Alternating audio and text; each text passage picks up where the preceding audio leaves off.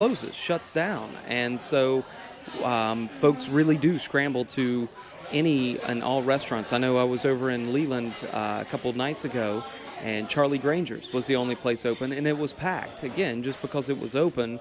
And I think there is a sense of we just want to feel normal, even if it's just for these last few hours before the storm hits. Absolutely, because if you just step right out these doors, it does not feel like the normal downtown Wilmington. The parking meters have bags over them. There's boards on almost every window and door when you walk down here. It's just not what people are used to. So I'm sure, like you just said, walking in here and seeing all these people is very comforting. Having some conversation, eating some good food before a lot of uncertainty probably makes a lot of people feel a little better going into this. All right, Gabby, thank you so much. We're going to kick it back here into the studio. We'll check back in here in just a little bit. I have Chief Meteorologist Gannon Medwick here with us. You've been working throughout the morning. The one thing that jumped out to me when I woke up and started watching your coverage is, okay, Category 2, I'm afraid that a lot of people hear that, and as you've been stressing, it's no less dangerous. We're still in for a pounding. I think the National Hurricane Center does a great job, period. Next sentence. The National Hurricane Center may have done a bit of a messaging disservice to us by downgrading this storm to 110-mile-an-hour maximum sustained winds. Large storm. The wind field actually larger this morning than it was even last night. And so if it was 111, it would be a Cat 3. Would that make everyone feel worse? Now we feel better. I understand if there's going to be a change, we want it to be, we're glad it's not an upgrade, right? But in terms of the core impacts, you don't want to let your guard down is what it comes down to. So, yeah, we were receiving some messages, a gentleman from Winston-Salem deciding if he wants to come back. And we would say categorically no. So if we've got that presser there, let's head to that, and we'll take it live. This is FEMA speaking live right now in Washington, D.C. And Steve Goldstein, American Red Cross, Charlie English. She's just kind of listing names of folks who are going to speak. I do want to tell you this is out of Washington, D.C., and they're talking about kind of their game plan in the days and hours and even weeks after the storm of what they'll be doing. FEMA spokesperson Daniel Yargis and Coast Guard Admiral Meredith Austin. In addition to that, we'll start with an update from FEMA Administrator Brock Long. We'll get started in 2 minutes. And as a reminder, please take into consideration our ASL interpreter. Thank you.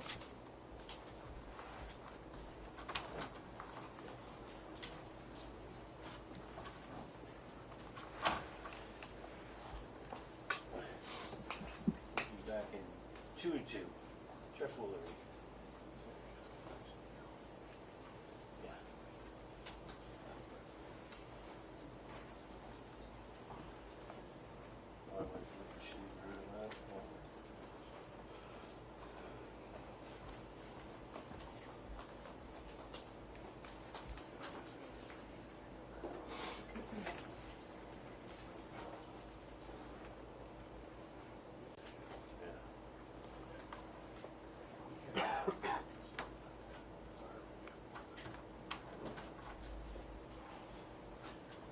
good job. All right. Obviously, this press conference is continuing here momentarily as we await some of these officials. Good morning, everybody. Thank you. All right, now they're beginning. Joining us this morning. We are here to give you an update from the whole federal government, the whole community, update on preparations for Hurricane Florence. This morning, the briefing is on the record. As a reminder, please keep in mind our ASL interpreter here for your camera shots. We'll just jump right into it. I'd like to introduce FEMA Administrator Brock Long. Hey, good morning. Appreciate everybody being here. Appreciate the job that the media's been doing to get the preparedness message out to our citizens today. But before we get started on Floyd, I'm very aware of a recent article that in regards to an ongoing investigation by the OIG in regards to FEMA vehicle usage. Every day we work very closely with the OIG and GAO to make meaningful improvements and make sure that we're running programs and policies according to regulation. And bottom line is we'll continue to fully cooperate with any investigation that goes on. and own up to any mistakes and push forward and keep going, keep moving on. But here's the thing: regardless of an article, right now I am 100% focused on Floyd, and that's exactly where our attention needs to be from the standpoint of the life safety mission. So with that, we're going to invite in our federal partners.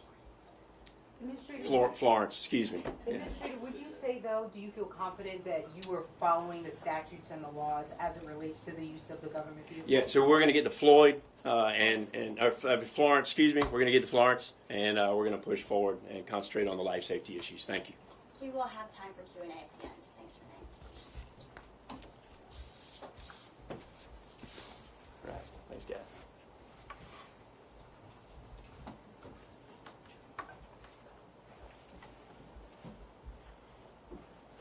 Got Linda? All right. All right. So in regards to Florence, just because the wind speeds came down, the intensity of this storm came down to a Cat 2, please do not let your guard down. The storm surge forecast associated with this storm has not changed. It has remained the same. Here's why. As the system's encroaching on the coast, the wind field is expanded. So what you're going to start seeing in a matter of hours, in the next coming hours, is these wind bands that far precede the center of circulation are going to start pushing water up against the coast, but more importantly, up the back bay and inlet areas. Storm surge is not a problem just along the coastline. It's going to be a major problem way up into the streams and tributaries that come out of sound areas that push up into the sounds, like the Pamlico Sounds on the west side of the Pamlico Sound. This is a very dangerous storm. Storm surge is why you have been placed under, many of you have been placed under evacuation, and we are asking citizens to please heed a warning. Your time is running out. The ocean is going to start rising along the coast and in the back bay and inlet areas and the sound areas within a matter of hours. Your time to get out of those areas and storm surge inundation is coming to a close. I cannot emphasize that enough. With that, the other thing that's going to happen is not only are we going to see high winds, 110 mile an hour sustained winds coming upon the coast, the wind field is large. There are hurricane force winds that extend far out from the center of circulation that will not only inundate the coast, but you're going to see some high inland winds as this storm starts to come in and push into the coast. Coupled with that is copious amounts of rainfall as the system's pulling a lot of moisture out of the ocean. You're already seeing rain bands come along the Carolina shoreline. And unfortunately, these rain bands are going to be with us for several days. We're gonna, the forecasters are basically indicating feet of rain, not inches, in portions of the Carolinas and into Virginia. So this is a very dangerous storm. Inland flooding kills a lot of people, unfortunately, and that's what we're about to see. So please keep that in mind. The other thing is that I want everybody to know that FEMA and our federal partners have fully pre-positioned in support of our state and local partners. Here again, we are here to help our governors achieve their response and recovery goals. Emergency management is a team sport. It is a whole community effort. As this system pushes through, right now we're focused largely on life safety, supporting evacuation movement, supporting mass care. As this system pushes through, starts to exit the Carolinas and Virginias, and the threat ceases, we're going to be focused on stabilizing what we call community lifelines. For example, we've got to quickly understand the damage that's been done to the transportation systems, the communication systems, the power systems, and we are positioning and have been positioned for multiple days now to be ready to get those critical lifelines back up and stable as quickly as we can. But let me set the expectations. This is a very dangerous storm. We call them disasters because they break things. The infrastructure is going to break. The power is going to go out. It could go out for a number of days. It could go out for many weeks. It's hard to say at this point. So not only that, but many of you who have evacuated from the Carolina coastlines are going to be displaced for a while, particularly where the areas receive the highest amounts of storm surge. So, we need people to get their mindsets right that disasters are very frustrating, and it takes time to get the infrastructure back up and running, but we are going to do everything that we can to push forward as quickly as we can to get things back up and working along with our state partners in the private sector who owns a large portion of the critical infrastructure that's going to be impacted. So with that, I want to quickly turn it over to our partners over at NOAA, Dr. Neil Jacobs and Steve Goldstein. So take it away. Okay, good morning. Florence is a Category 2 hurricane with maximum sustained winds of 110 miles an hour. It is moving northwest and is presently centered 170 miles east-southeast of Wilmington, North Carolina, and 220 miles east of Myrtle Beach, South Carolina. Florence is a very large hurricane. Hurricane force winds extend outward 80 miles from the center, and tropical storm force winds extend nearly 200 miles out from the center. Florence is forecast to slow down as it approaches the coast. So even today, as we see outer rain bands from Florence move into the outer banks of North Carolina, landfall is not expected for another 36 hours, sometime Friday afternoon, Friday evening, or even early Saturday morning. This slow-moving, very large hurricane will bring a long-term extreme rain, storm surge, and hurricane force wind threat to eastern North Carolina and South Carolina into the weekend. In North Carolina, we're particularly concerned about the Pamlico Sound and the Pamlico and Neuse rivers, where 9 to 12 feet of storm surge are forecast. And the beaches from the Outer Banks to the Wilmington area, 6 to 9 feet of storm surge are forecast over several astronomical high tide cycles. As far as rainfall, we're still forecasting 20 to 30 inches, possibly 40 inches or more, especially in eastern North Carolina and northeastern South Carolina. In addition to all of that, there's also a tornado watch in effect for eastern North Carolina today and tomorrow. The next advisory from the National Hurricane Center will be issued at 11 o'clock Eastern Time. I'd just like to take an opportunity to emphasize the expanse of this storm. So the tropical storm force winds extend out 200 miles and the hurricane force winds extend out 80. This is a tremendously large storm, and when it slows down, what you'll see is this expansive wind field will pile up water along the coast in the form of a storm surge. But in addition to that, there's going to be a tremendous amount of rain. And as the storm slows down, there's going to be lots of coastal flooding. And with that, combined with the onshore flow, it's going to be very hard for this water to evacuate. So you're going to see a tremendous amount of inland flooding. I'd also like to thank the NOAA Corps officers for flying several flights into the storm, collecting data to improve the forecast skill in the models. In addition to that, I'd also like to thank the Air Force for providing reconnaissance flights as well. All right. Thanks, Doc. All right, next we have our partners with the American Red Cross, Charlie English, to give us an update on the mass care efforts underway. Thank you, Administrator Long, and we certainly appreciate your leadership and your inclusiveness of our faith-based and private nonprofit partners on the team. So thank you very much for that. The Red Cross and other private nonprofits continue to pre-stage resources in the theater of operations in the Atlantic area. I'd just like to set a little expectations. If the public has not experienced staying in a shelter in the past, you'll be safe, but conditions are Spartan, so we'd ask you to bring your toothbrush, your pillow, other comfort items with you, and we'll keep you safe until the storm passes, and then post-landfall and post-impact, it'll be a more comfortable situation for you. Would also like to take the opportunity to say that this storm is a significant event. Our resources will be stretched. If you're fortunate enough not to be impacted, we would like to have you consider being a volunteer. You can do that at redcross.org or any other of the other fine agencies that you choose to volunteer with. Thank you. All right. And folks, one of the most powerful arms of the whole community is the non-governmental organizations like the Red Cross. And here again, when this storm passes, this is about neighbor helping neighbor all the way up to the federal government. So if you're looking to get involved and you're not in, the Carolinas, but you're looking to get involved to help out the situation once this thing's passed, go to infoad.org or redcross.org. So thank you again. Next up, we have our partners with the Army Corps of Engineers, Mr. Ray Alexander. Thank you, Administrator Long. Good morning. The Army Corps of Engineers is prepared and ready to respond to Hurricane Florence, working with our federal family members and state and local partners. To date, we have over 200 personnel engaged with over $6 million in mission assignment dollars for FEMA, 19 mission assignments, and over $13 million in federal coastal emergency dollars.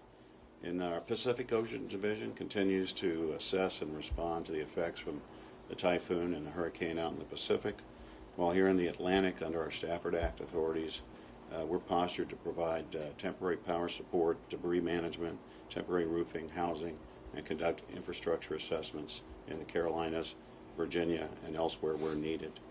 As far as dams, there are 5 Corps of Engineer dams in Virginia and North Carolina. All have sufficient flood control capability. All right, again, we're going to continue to monitor this FEMA press conference, but again, the big takeaways, even though they say that this is Category 2 right now, do not let your guard down is the message from FEMA. They were saying storm surge, as our first alert meteorologists have been saying, a major problem, especially even way up into the streams and inlets and rivers and everything. And they remind you, half of all deaths in a hurricane are due to flooding. And as they said, this is a very dangerous storm. Infrastructure is going to break. Power will be out for a while. We can't stress that enough. So again, we'll continue to listen to their press conference. Also want to tell you, coming up 11:45, New Hanover County will have a media briefing. But right now, I want to go to WECT's Alex Garino. She is in Charlotte right now. Alex, can you hear us? Hey Brad, I can hear you. Can you hear me? I can. Tell us what you're at, and obviously you're on a ride-along.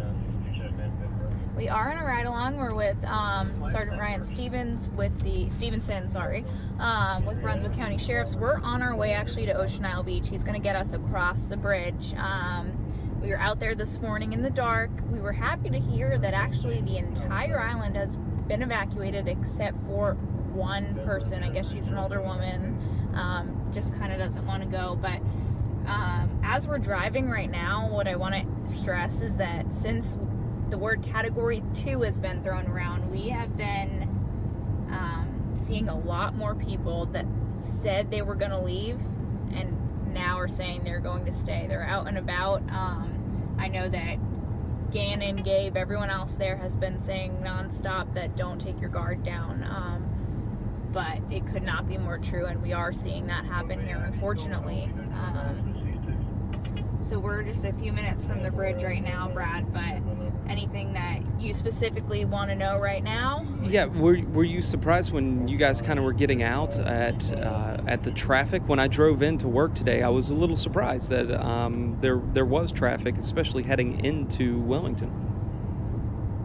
So we haven't seen much traffic. I mean, we were up at 3 a.m. out on site by 4 a.m. So we actually didn't see a car until daylight, probably around, I would say 6 or 7, when we had the curious people kind of trying to come drive, get on island.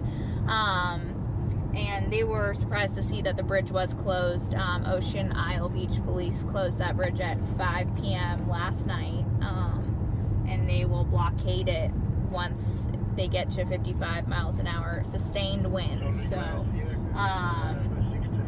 we have not seen a ton of traffic, but now driving around, and I don't know if Casey can pan out the window or if that doesn't really work, but there are cars out and about. Really a lot of cars. We were at Publix about 30 minutes ago, full parking lot, people getting some more groceries, saying they were probably going to stay, and now they were going to leave, and then they heard Category 2 and they said we're going to stay. They were out. Saw some people say they bought all the healthy food, and then when they realized they were going to stay, they went and bought a lot of junk food. They wouldn't give me a box of their Fruit Loops, so I wish they did. But we are still taking it seriously here. It's kind of weird to see the sun out. Little breezy, but it's kind of been pretty quiet all morning. I don't know if you have noticed anything else that I know the last 2 days it's been dead calm, and then yesterday afternoon the wind picked up a little bit, and this morning it's picked up quite a bit, but it's still not anything close to hurricane No, force. not at all. Just kind of breezy. But aside from that, it's pretty still. It's been pretty calm. Has he ever, Alex, has he been through anything like this? Sorry, Brad, say that again. My headphone Has fell out he, of my ear. you're fine, has he been through anything like this, a storm approaching like this? Have you been through, I know you're just talking about it with Casey, have you been through a storm like this before? Fran's about the closest thing to it. Fran, okay. Feelings like preparedness-wise, do you feel like people are taking this seriously, or? I feel like most people, or the county was really good about getting news out, letting people know they need to evacuate.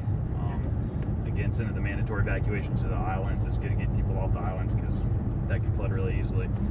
I feel like we've prepared as much as we can and very well for this storm. We had a lot of notice for it, so it's been very good to have that. Mm-hmm. And I want you to kind of reiterate and emphasize for people listening right now that, I mean, because there are mandatory evacuations, yes, you guys are first responders, you're there to help, but once the storm gets going, you need to stay safe so that you can get out and help after. So for the people that are staying, they're pretty much stuck for as long as this is bad, right? Unfortunately, you know, if road closures happen because of flooding, we're going to have to shut roads down. So that means people may not be able to get to them. People may not be able to get out. We do have high water vehicles to respond to certain premises, but at the same time, the mandatory evacuation is in place. We cannot force anyone to leave their house. But with that said, if something happens, we may not be able to get to you. That's the biggest thing. And have you been in the shelters at all? Or I know yesterday we were at the one at West Brunswick High. We saw a bunch of sheriff's deputies there. We've got a lot of other units working the shelters, but patrol deputies like myself, we're just working the roads right now, so I have not personally been by a shelter. Okay. Traffic on the roads more or less than you expected? It's a little more this morning. It was hardly anything this morning. Past couple of days it's been packed. Obviously people trying to leave, but it's been nice to see it quiet. But again, there are quite a few more cars than I hope to see out right now. Yeah, absolutely. Just to give people an idea how close we are, maybe coming up on the beach right now. We're probably about 3-4 minutes. All right, Brad, 3-4 minutes from the beach. Alex, we're kind of losing your signal there. This happens. We're using basically a live signal that uses cell phones. So sometimes that signal can cut out. We saw it just froze up there. They are heading to the coast there in Brunswick County. Do you want me to record? And it appears like it's still cutting in and out. So we'll try to check back with them once that signal clears up. But as you heard, the officer there was a little surprised that a little more folks than expected kind of on the road there. That's what I saw coming in to Wilmington this morning. Do want to tell you we're going to have Ben Smart, who's also in Brunswick County. We're going to try to get to him in about 10 minutes and I'm being told that live shot is probably out now for Alex as well. Okay. All right. I'm being told we instead are going to take a live press conference in 10 minutes from Governor Roy Cooper. And of course, giving the latest update from state officials who are preparing for this storm. In the meantime, I want to get to Bill Murray, who has a kind of behind-the-scenes look today at what's going on with storm coverage. Good morning, everyone. I'm Bill Murray here in the WECT studios. And when I say that this time, I mean it literally. This is the behind-the-scenes glimpse as to what's going on today. For a lot of us here in the studio, we're here for the long haul now, try to make sure we got the best information to be able to pass along to you. Just kind of want to give you an idea as to what's happening here today. All right, forget all the newsy stuff, because you're going to get that. This is what's happening here. Let me show you. This is my shower for this morning, which completely explains a lot. Thanks for the shave cream. Wrong. Another thing too is we got like 3 dozen people here, and 2 working bathrooms. That's the nature of the beast, pardon the pun. The problem is that we've got some serious plumbing issues right now that they're trying to address. So the timing really could not be worse. See, here's the problem I was talking about. Oops. Oops. Not great news. The timing on this is just really bad. This is Mary at the front desk. Hey. Good morning. We're not expecting a lot of people to come through the front door today, obviously. Oh, no. But that phone going to be ringing off the hook, huh? They better be hunkered down. Yeah. What are people asking when they call? Most of the time, they're asking where are good shelters, and when is the last time to get out of town, what roads to take. Now we're just kind of in wait mode. This is Jack, who doesn't get much face time. There he is right there. Say good Yes. morning, Hello. everybody. Good morning. Good morning. And he's our floor manager this morning. And then we've got Gannon and Bob doing the latest. We're going to do a cut in here in just a moment. In the office there is Scott Saxon, our boss. Let's check in with him. It's not typically what you're going to see on television, which tends to be at least an attempt to be a little more polished. This is something where we don't mind breaking eggs, and we're just going to do this as a service to the community. So if you see somebody fumbling around saying, I'm looking for a feed and punching a couple buttons, that's fine, because that's how we interact in the real world, and so that's what we're trying to do right now. We just want people to have the information. Yeah, at this point, presumably everybody's in their location that they should be in or getting there, and the uncertainty and the unknown is a very stressful time. And so if we can provide some sort of calm by just saying, hey, we're here with you, here's the rate. We're going to show that in its entirety, but we wanted to get back to Alex Guarino. Alex, can you hear me now? You guys are across the bridge there in Brunswick County? Hey, Brad. Yep, we're across the bridge, headed to the east end of Ocean Isle Beach. It is a ghost town here. We were here less than 24 hours ago. There were people on the beach in bikinis. Now you can see pretty much everything boarded up. Only people on islands. That one woman that we know that is staying. Alex, I'm going to ask you to turn the channel 2 off. We can't hear you at all. We just hear what sounds like wind noise. All right, how's that, Brad? Better? Yes, much better. All right, we are over the bridge, headed to the east end of the beach, and as you can see, ghost town. I'll try to shoot out the front here. And tell us again, where exactly are you? Ocean Isle Beach. So. Okay. We just crossed that bridge. This is the main road on the beach, right? Right here, down the main street, strip, First Street. House is boarded up, no cars. Like we've been saying all morning, unfortunately, one woman refusing to leave, and though we can urge, as can sheriff's deputies and police, they can't force anyone to leave. So she is staying. Everyone else has left, which is good news. But conditions here, I mean, the sun's kind of peeking through the clouds right now. Don't feel a lot of wind. It does feel a little more humid.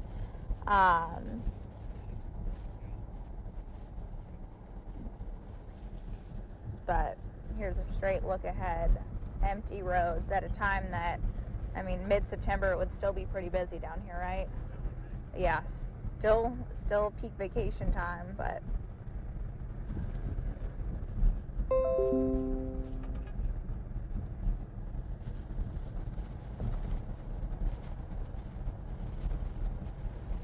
it looks like a lot of these houses actually don't have boards over the window or anything like that. What do we know about them being storm-proof, or are we thinking people are just taking a loss if it gets wet? They're taking a loss. Okay.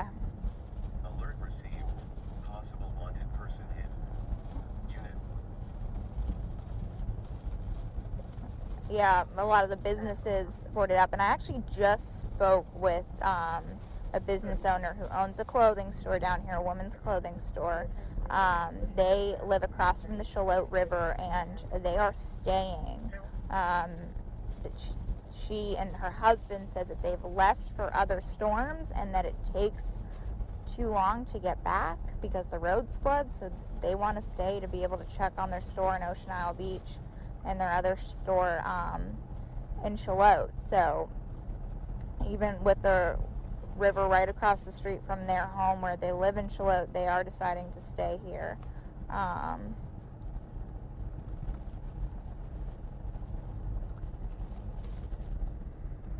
See, and we have Casey Roman in the back. Casey, anything I'm missing?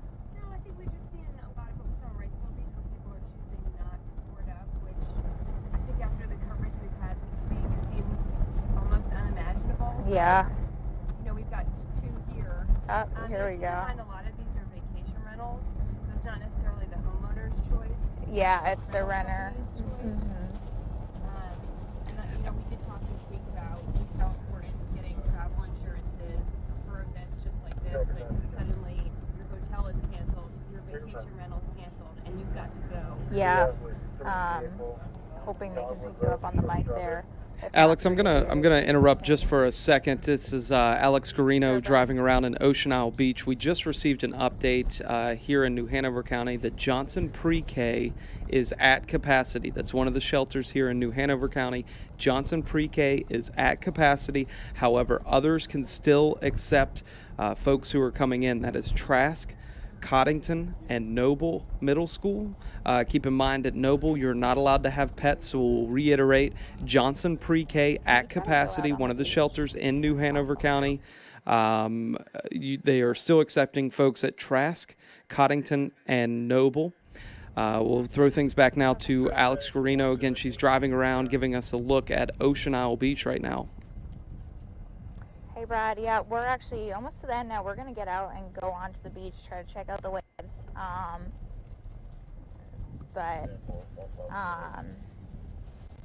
now we're turning on to East 2nd for anyone. We were out here yesterday, and it was my first time actually at this beach, and could not believe how beautiful it really is. And it's just kind of tough to imagine that, I mean, whether we get this direct hit, category 3, whatever, that there will be destruction here. There likely will be flooding, wind damage.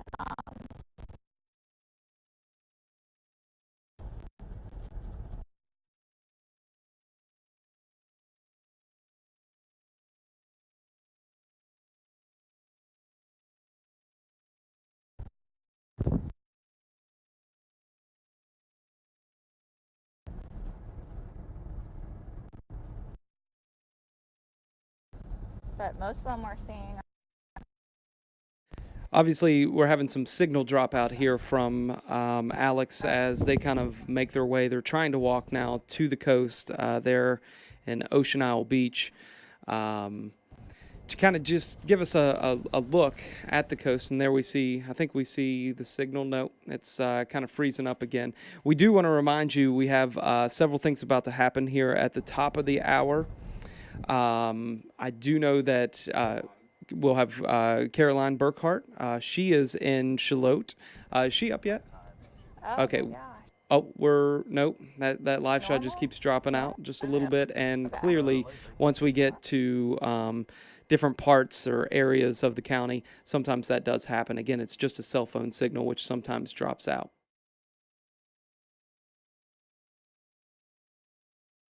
All right, so now I'm being told we're going to take Caroline here shortly. That will, like I said, probably be closer to the top of the hour here. And then directly after that, we will join Governor Cooper's press conference as we will try to get Alex's signal back up as soon as we can. In the meantime, I will try to locate. Hey, Brandon, can you please just have Caroline call in? I see her up now. And as soon as she calls in, we will take her. But again, as we've been talking to, we just heard from FEMA a short while ago, and they were really stressing, do not let your guard down. I know that you're hearing things like hurricane, Category 2 hurricane now, but as Gannon said, we're splitting hairs. This is somewhere in between. That's Alex calling in. Somewhere in between, Category 2 and 3. And so what you have to keep in mind is that it's still 110 mile an hour winds. So that can be obviously just as destructive as we try to work now to get Alex's live shot. She's going to dial in here. Excuse me, not Alex. We're trying to get to Caroline now. All right, we have her. Let me see if I can, if we can pull her up. We're good. Caroline, can you hear me? Yeah.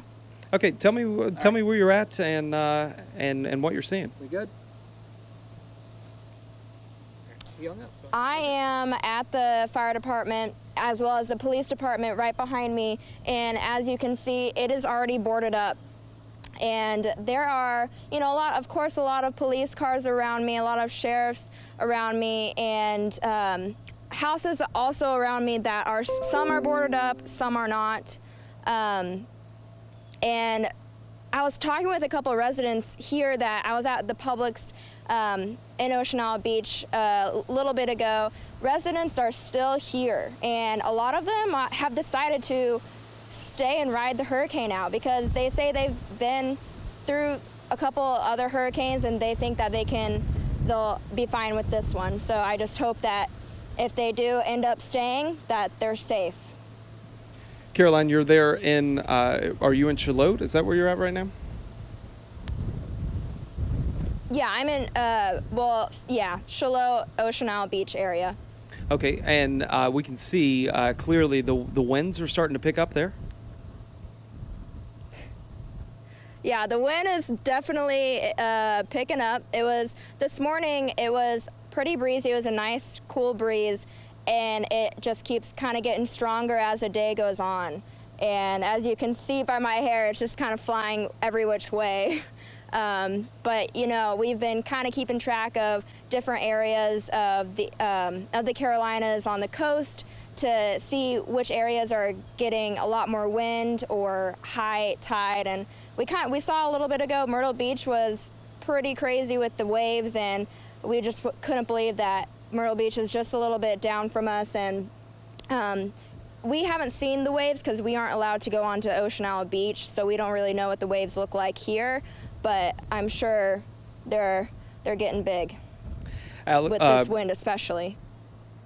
All right, Caroline, she is reporting live in Brunswick County. Caroline, hang on the line for me. We're going to take the governor's press conference now and hear what he has to say real quickly.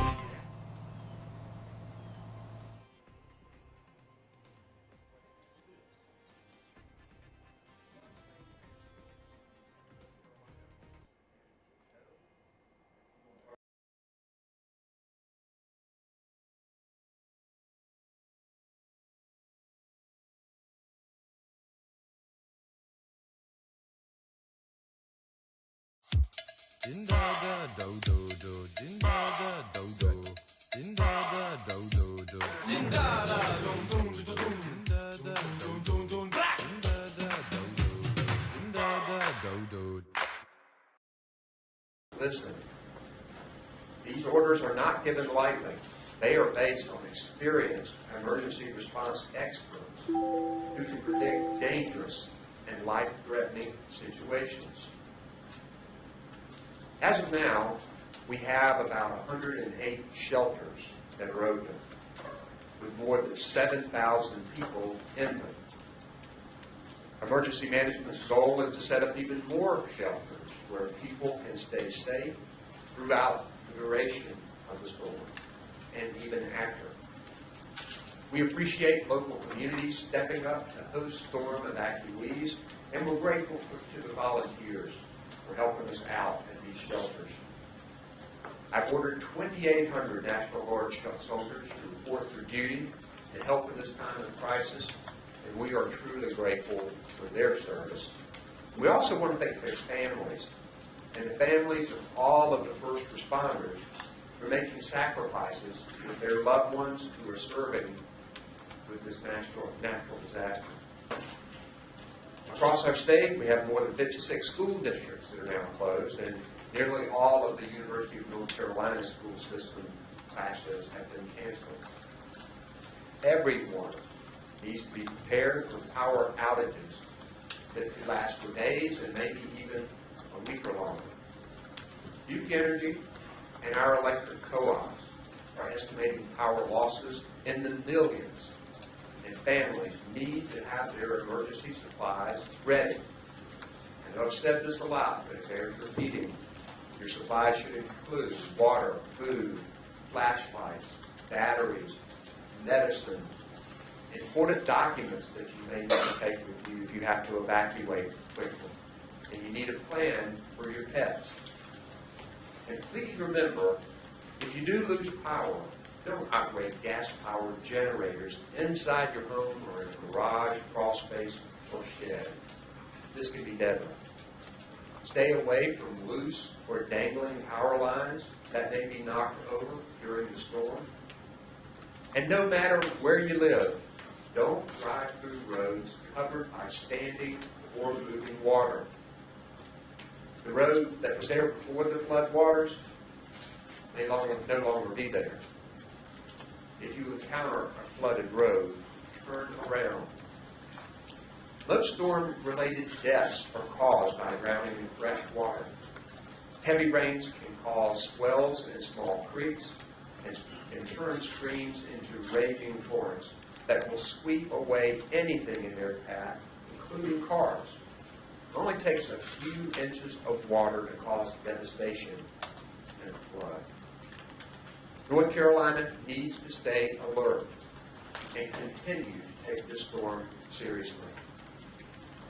You can download the Ready NC app or follow North Carolina Emergency Management on Facebook and Twitter. There you can get updates or learn how you can weather the storm. I want to thank everyone across our state who's working to get us ready for this storm. And I want to introduce to you part of our team that is leading those efforts.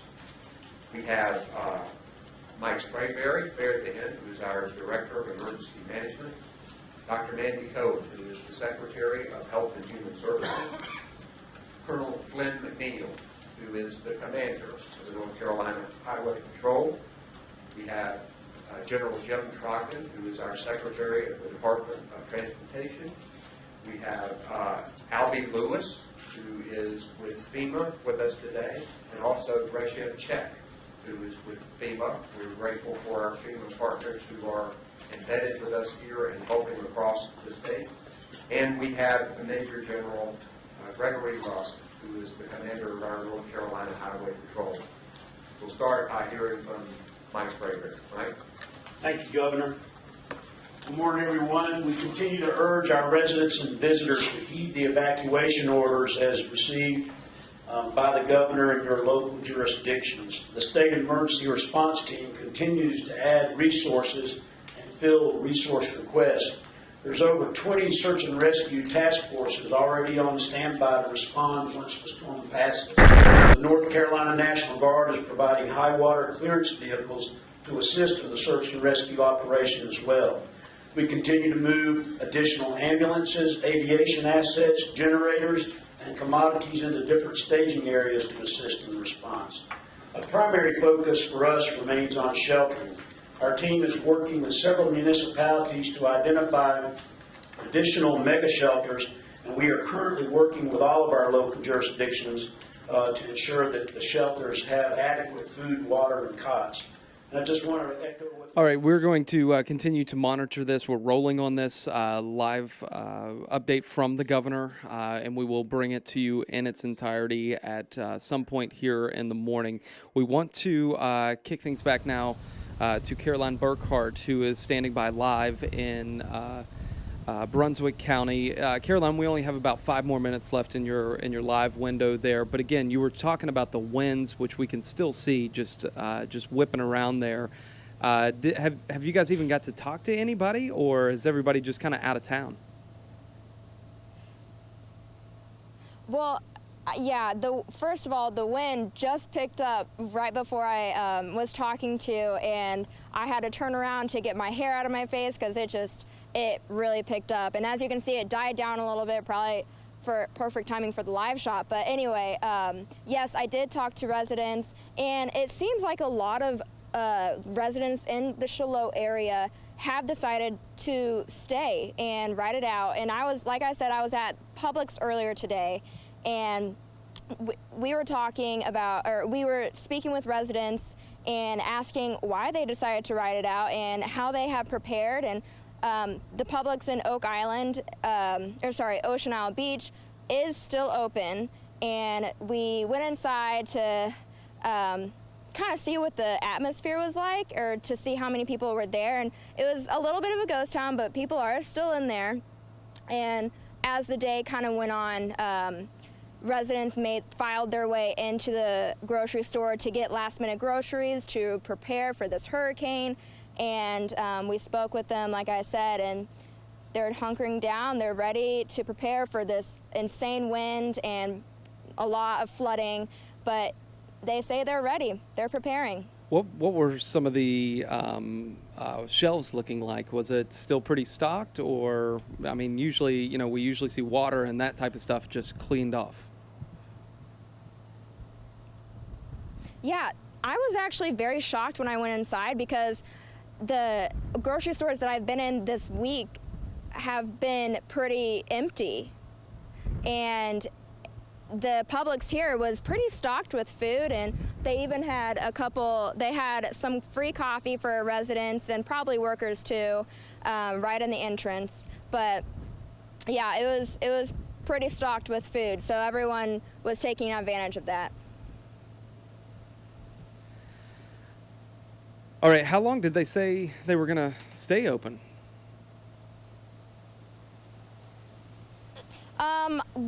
I'm not sure about that. We were gonna see if we could get some footage of the inside, but I didn't ask them personally. I'm with the other Alex, our other reporter, so she might have asked them, but I forgot to relay that information. But we will get that information for our Shiloh Ocean Isle residents, or anyone who is still looking for a grocery store to go to. All right, where's your what's your guys' next move? We only have you for another minute or two. Where will you guys be heading, and when can we expect to see your reports? So I think we're gonna head over to Holden Beach and see what it looks like over there, and talk to any folks that decided to stay, or talk to folks who are deciding to leave, but why they're leaving so late when they had so much time to get out of here. So I'm curious to see how many people we'll see, if it's the same kind of atmosphere it is here. But yeah, it's really interesting to see the different areas of Brunswick County, or southern Brunswick County, and see what areas are empty and what areas are full. But yeah, we're headed to Holden Beach. All right, that's Carolyn Burkhart reporting live in Brunswick County. You guys stay safe, to you and your crew, and of course, once the storm comes in, I know that you guys will be heading to safety. But again, stay safe out there. Thanks, Caroline. Thank you. All right, we're going to continue the live broadcast, and I want to go back now to Governor Cooper's live press conference. Let's listen in. Find out when roads are flooded, and we'll try to close those roads as quickly as possible, working with local officials to make sure that people are prevented from driving on them. But the flash flooding watches that are all over our state right now, we've been told by the Weather Service that these flash floods can be swift and intense. So there won't be a whole lot of time lag there for the roads to be closed and for warm. So we tell people not to drive during these storms at all, but certainly if you see water, stop and turn around. You guys have anything to add to that? Hi, Governor. You mentioned that you have 2,800 National Guard soldiers that are already staging. Where are they staging, and what areas are most concerned right now?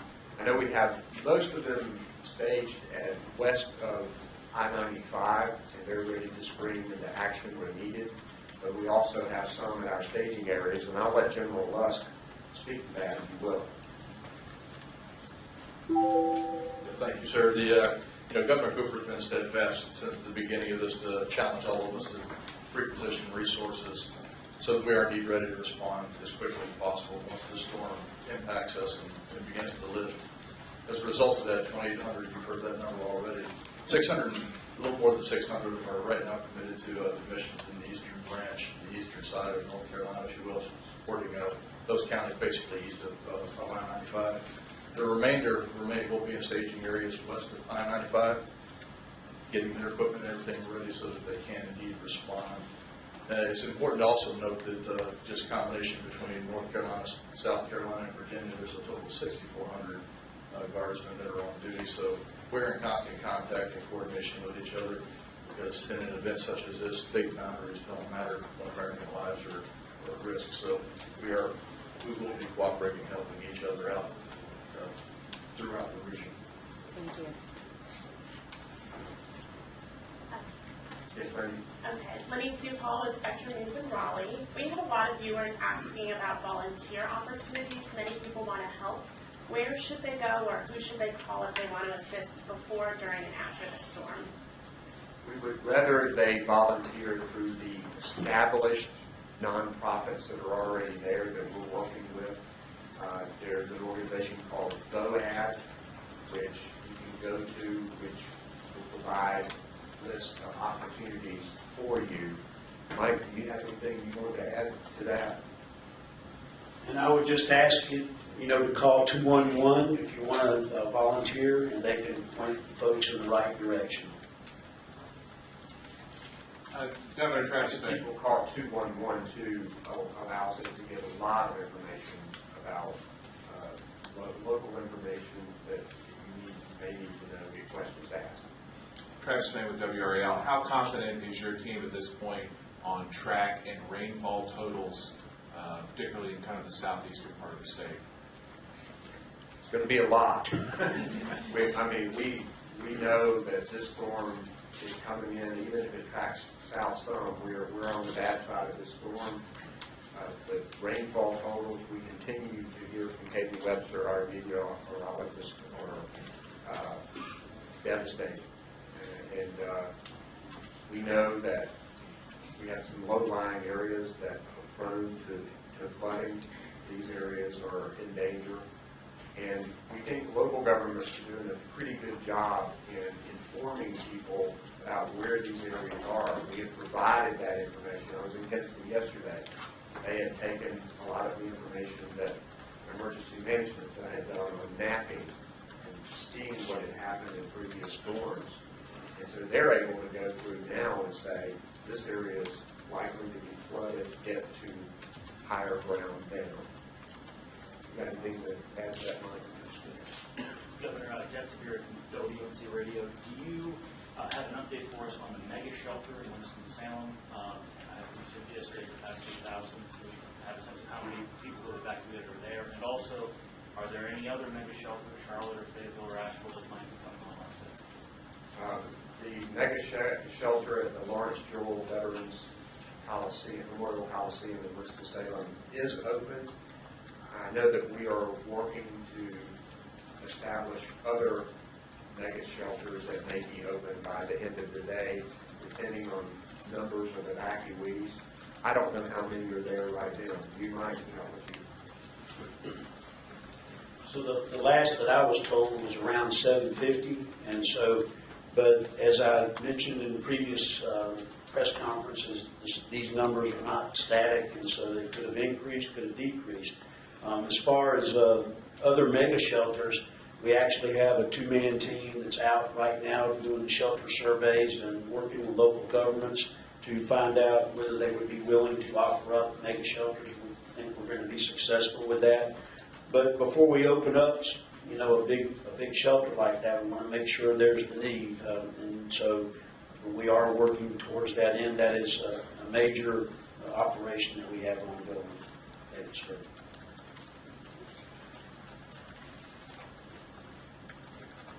Governor Cooper, Alex Johnny with Life News. I was hoping you could speak to the coordination with FEMA, sort of what that communication looks like, and whether you're getting the support you feel you need from the federal government at this point. North Carolina traditionally has had an excellent relationship with FEMA. I've personally spoken to Brock Long, the administrator. Mike Sprayberry speaks with him frequently. We have our FEMA representatives here on the ground. Already equipment and material and supplies have come to staging areas ready to send out places that need it. So we feel very confident that we will have the support that we need. It has certainly been promised to us, and we're going to hold them to that. Have you spoken to the president? I have, and he said whatever we need. And I've also spoken with a number of cabinet secretaries and at the federal level, from Secretary Azar to Secretary Carson to Homeland Security Secretary Nielsen to Secretary Wilbur Ross, several others. I've talked to a number of them personally to make sure we have that federal commitment that's going to be necessary to make sure that we get the job done. I know our congressional delegation has been very responsive, and also we have been keeping our state legislators up to date. They are often out there visiting with emergency management people. Some of them have come to the Emergency Operations Center here. So it's a real team effort here, and I think it's important that we continue that. Senator Cooper, Sam the Great with the Asheville Citizen-Times. It's been a while since a hurricane caused problems with hog waste lagoons in eastern North Carolina, but it's also been a while since we had a hurricane like Florence coming our way. Is there any concern that pollution from hog waste lagoons would be a problem as Florence begins to impact us here? Yes, we are concerned about hog waste lagoons and other potential environmental hazards when we're talking about this much rain and when we're talking about significant river flooding. I know our Department of Environmental Quality is on the ready. I understand that the EPA is also here to help, and I do understand in talking to Commissioner Steve Troxler yesterday that a number of the hog lagoon ponds have been drawn down in the anticipation of this significant rain and potential flooding. So we'll certainly hope for the best with that situation. Hi, Governor. I'm Lydia again from Spectrum News in Raleigh. Many people still recovering from Hurricane Matthew 2 years ago. I know you've been visiting many of those communities. What do you have to say to them as this storm approaches? Well, we hope that there isn't further damage for these communities that were already damaged in Matthew. We have over $750 million that has been distributed in these communities, roads, bridges, businesses, homes repaired. But recovery from a hurricane is a long-term effort, and there is still more work to do from Hurricane Matthew. And now we're going to have this work to recover from Hurricane Florence ahead of us as well.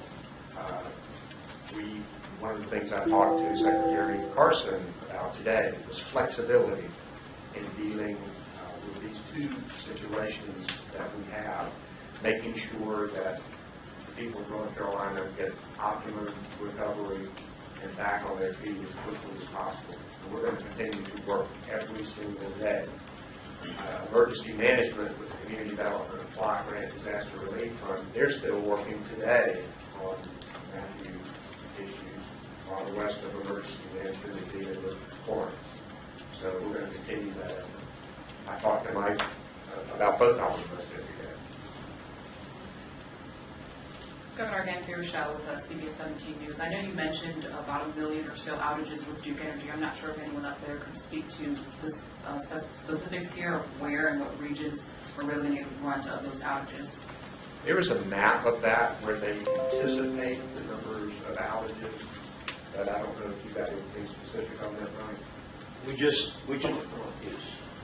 So, they're anticipating, of course, eastern North Carolina, but with the winds going throughout central North Carolina as well, I would encourage everybody to be prepared, because as you can see through the track of the storm, it could very easily come in on the east, come back up through the central part of the state, and end up in the west. So all of us need to be aware that we could be without power for days, if not weeks, in some portions. Of course, we think the hardest hit portions will be in southeastern North Carolina.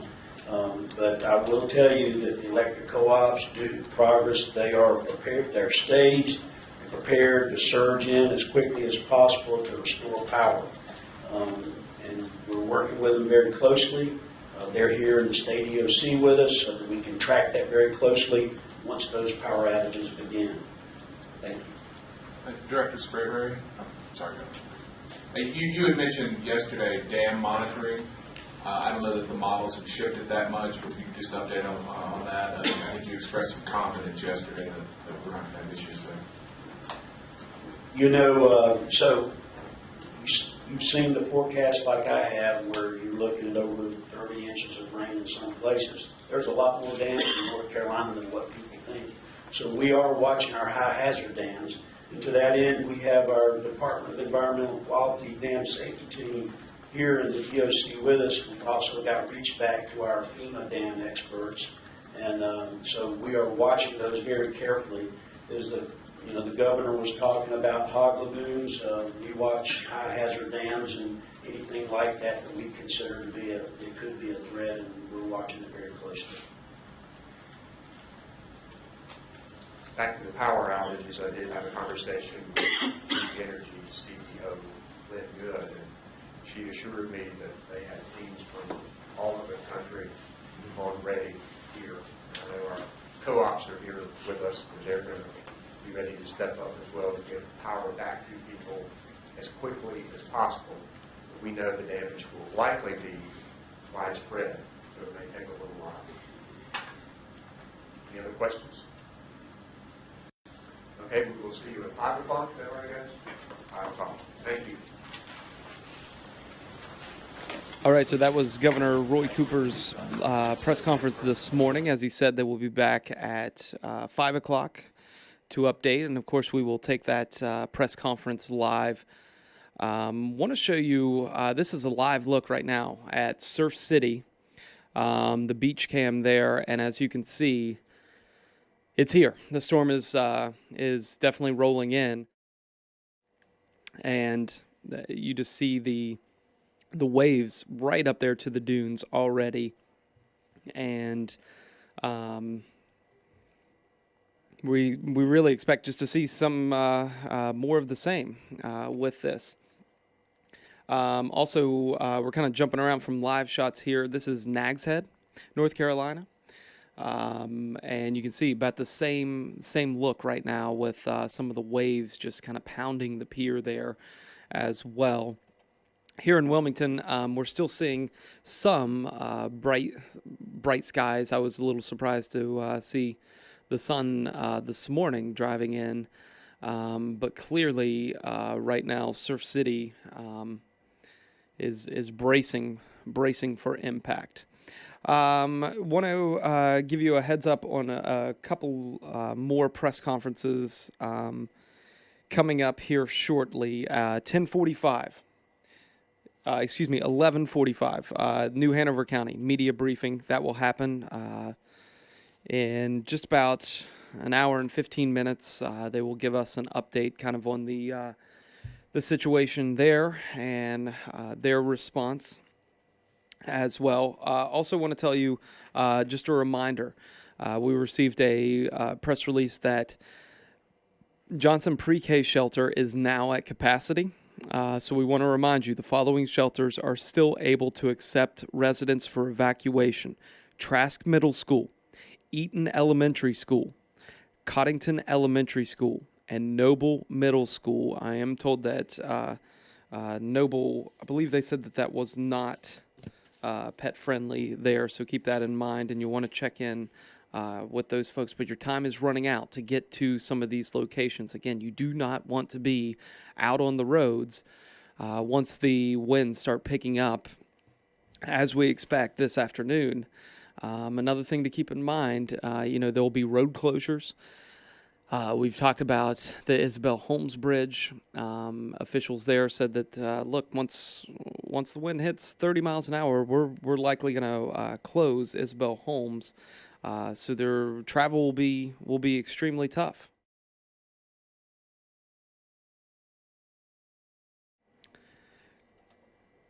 Speaking of which, this is a live look now at the Isabel Holmes Bridge. You see one car going across as we speak. So pull up some of these weather maps, and some of the weather folks have been in and out, kind of keeping us updated as they're working to kind of update their forecasts and whatnot. And all of us really are preparing to go into live coverage, which what we call wall-to-wall coverage. That will begin here shortly as we're tracking this storm. I want to try to pull this up now. Kim Ratcliffe brought this to my attention. This is a live look from the frying pan. This is, like 30 miles off the coast, I believe, something like that. And you can see that flag there just whipping in the wind. Hot off the presses here, West Brunswick High School now at capacity. Residents seeking shelter should go to South Brunswick High School, that's 100 Cougar Road in Boiling Spring Lakes, or North Brunswick High School, that's 114 Scorpion Drive, that is in Leland. Again, West Brunswick High School now at capacity. Residents seeking shelter go to either South Brunswick High School or North Brunswick High School. The good news is all three of those shelters are now pet friendly. At the beginning of the week, they were only doing West Brunswick, but now it is all three of those. Anyone seeking assistance with getting out, you really need to call 910-253-5383. That number again, anyone who needs assistance, 910-253-5383. As we take a live look right now off the coast, this is the Frying Pan Tower, fully expecting to take a beating out there. Gabe Ross joins us now here in the digital studio. What's that live picture tell you right now? I mean, that just explains what we're in for, folks. The waters, they're choppy. The surge is going to be incredible along our east-facing beaches. The winds only going to pick up, still tropical storm and hurricane force winds in the coming days. So get ready for that, at least up to the next day and a half. It's going to be a mess out there, folks. So pack your patience. A long time to go as we brace really here in southeastern North Carolina for the major impacts. Why don't you pop up Surf City there? Okay. Check out the hurricane flags a-flying there in Surf City. The waters, look at that. The tide already coming. Check out that monster wave there in the back. Yeah. Yeah, it's already, the waters are already there, folks. Pounding right there. Just pounding. Yeah. Just pounding. That surge going to be certainly an impact, especially up around Pender County. The first, as we've talked about, mandatory evacuation, not only for the coast, but the entire county in effect for them there. Gosh, just a crazy. This is the first I've been able to look at Surf City here this morning, so I see that they've got the hurricane. And the thing that flags jumps flying. out to me is somebody who has I vacation and grew up literally, each year going to Topsail. It's not wide. It's not very wide. No. It's got the sound right there, and with those waves coming in, it's going to be dangerous all up and down Topsail Island. All I can say is those of you that are hunkered down, who did stay. First off, we're not here to criticize anyone's decision, because that decision is different for each person. But really, as we're covering this storm, like, our thoughts and our prayers are out with you guys, because, and this is all along the coast, because this storm is going to have some major impacts. And long and short of it, in this coverage, the most important thing is that everyone stays safe and that we deliver information that keeps you safe as this storm rolls through. My goodness, just absolutely impressive to see those waves. And keep in mind too, high tide, low tide, this storm going to traverse all of those cycles. So amplified by the high tide cycles, yes, storm surge is going to be an issue. WECT.com has got a link to that storm surge map. This is a surfline Head. camera. Where's this at? Nags Nags Head. Head. Mm-hmm. Man, so there you go. The Outer Banks. Whew, already. Look at that. Some of those waves almost to, at least halfway up the pier there. Yeah. Gosh, and they're only going to get stronger from here. We've not even dealt with really the first rain bands of Florence coming in yet. Just absolutely incredible to see this rolling through. And I know yesterday they weren't allowing any traffic. Obviously, you could leave the Outer Banks if you wanted, but no traffic in whatsoever. Yeah. And I believe it was during Matthew. Was it Fran, you can help me with this, the Oak Island Pier, was it that sustained damage in Matthew from the surge? Yes. Yep. So, I remember that report coming in, seeing the video coming back of that in. This is likely going to be another case. A lot of these cameras are probably, if there is any destruction, will be picking up those shots as Florence rolls in. All right, I want to get to Gabe. Will check in here in just a second. I want to get to Fran. She was over at Tidal Creek speaking to some of the folks. Speaking to some of the folks there as I get my cameras set and everything. So what's kind of the mood over there this morning? Oh, everybody was calm, and father and son were having an early breakfast. They were having wraps and a cup of coffee, and they're just saying they prepared for the worst but hoping for the best. And talked to the manager at Tidal Creek, and he said they made the decision to open up because he knew people would be looking for food and last-minute items this morning, so that's why they made that decision. And there we go. We're working to get your video. I apologize. So what are we seeing here? Okay, so that's just the outside of Tidal Creek, and then we're inside. You can see that there are folks buying some items, last-minute items. Folks were buying things like fruit and water, and then you're going to see shortly that they also had their little deli open, and so people were getting coffee and sandwiches and things of that nature. So okay, and then I'm going to try to get to I apologize, try to get to this sound. Is this with the... That's the manager explaining why they decided to open. Okay, and obviously folks were probably pretty excited to see, as I was talking to Gabby, anytime in this storm when you see the lights on in any business. Absolutely. It's the weirdest feeling. It's like, I need to be in there. I need to be with people. Let's listen to the manager here with Fran. We decided to open because we had a few staff that were staying in town and volunteered to come in. We'll be open till probably 1 o'clock today. There's a lot of folks that, for one reason or another, couldn't evacuate at the last second. We decided that we'd be here for those folks to get their last minute things. And we're hoping for the best like everybody else. So he just said they're going to try to stay open until 1 and just hoping for the best. That's all we can do. Yeah, and they feel fairly confident that they will be open until 1 because they don't anticipate that the weather's going to be that bad that they can't stay open until then. And they feel fairly confident they're going to have a steady stream of folks coming in. I mean, the video that you saw did not show how many people were actually in the store. They were scattered about. Yeah. So. As we saw in the days here leading up to the storm, as folks closed down, everyone kind of obviously went to the one business that was open. I know I sat probably for about 30 minutes one day just to get gas. And that was when all the pumps were out, and I just came through there, and a fuel truck came in, and so I pulled in, and I jumped out, and I asked the guy, first off, I said, "You are the man I want to see right now," and he told us it's going to take about 20 minutes to fill up, but then, you guys can fill up.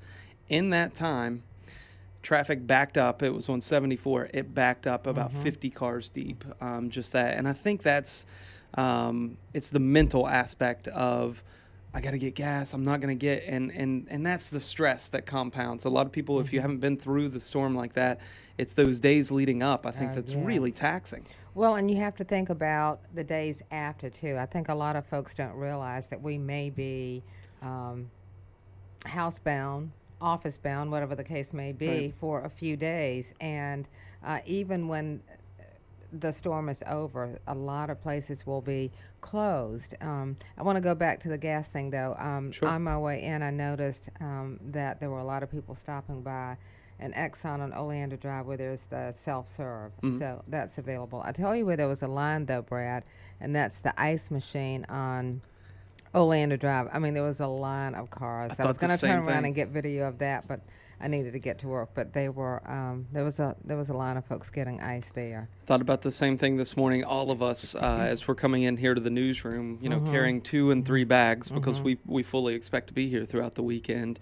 And speaking to those, necessities and all that, but there are comforts that we have that we get used to, and one of the biggest is our cell phones. Absolutely. And we have become so dependent on these.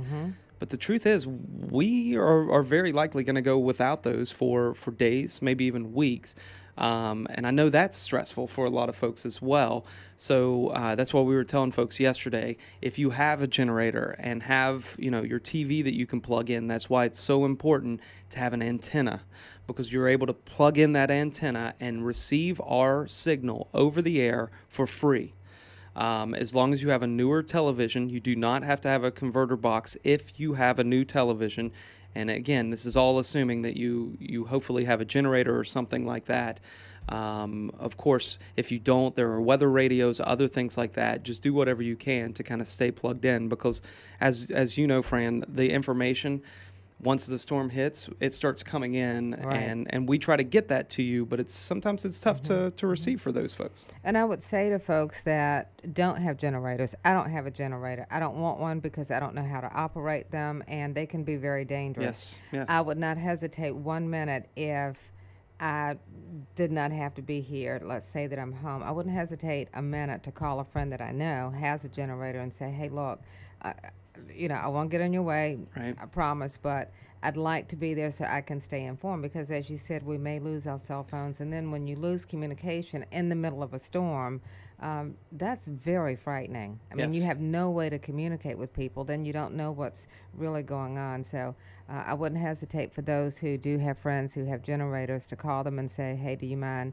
if we come over? I mean, pets can be an issue, but other than that, I don't think a neighbor or a friend would hesitate. I have a neighbor who actually is moving right next door because my neighbor across the street is out of town, and they're moving into her house, well, her house and her husband's house, because it's a brick structure. Okay. And their house is not. And so they feel safer in that house.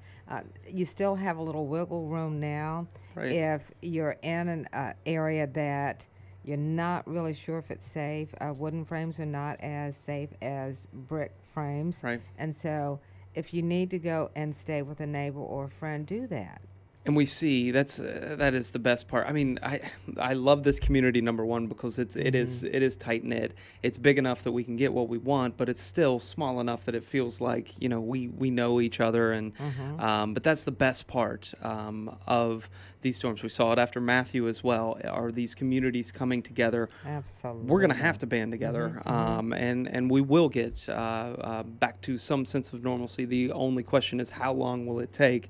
But in the meantime, check on your neighbors, check on friends and family, anybody you can. Those of you who are stay safe. But once it is safe, if you can, definitely check on those folks, because we see it time and time again. They're afraid maybe to reach out or something, but maybe your neighbor is as well. And so this is the time right now to kind of build those relationships. And I want to say one final thing, Brad, because I know that there are a lot of folks, once the winds pick up and the storm is moving in, there are a lot of people who are curious to know what it looks like and feels like. And so they go out and they're looking around and feeling Right. the elements and seeing the storm.